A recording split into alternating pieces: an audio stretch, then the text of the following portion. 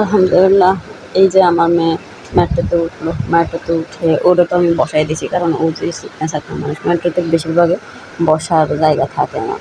তো আমি ফার্স্টে যখন গেছি তখন আমি বসতে পারছিলাম, আসার সময় বসছি, কিন্তু আমি সেকেন্ড টাইমগুলোতে একদিন একটু অর্ধেক এটা বসে গেছি, মেট্রোতে বেশি জায়গা থাকে না। দেখ ওরে তো একদম সিফা চাফা দিয়ে প্রসাদ দিলাম, আর ও তো প্রাকৃতিক সাইড দেখতেছে মেট্রোর জানালা দিয়ে, আর বলতেছে এটা সেটা। আচ্ছা যাই হোক, পরে তো ও অনেক হ্যাপি ছিল।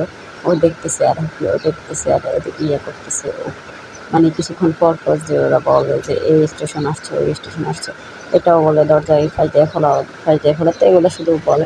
হ্যাঁ, ওর জন্য একটু বেশি করে দোয়া করবেন, এই যে আমরা মেট্রো থেকে নামি ওই যে আরেকটা মেট্রো যাইতেছে, ওই জন্য একটু বেশি করে দোয়া করবেন, কারণ ও আর আমি দুজনে অনেক অসুস্থ।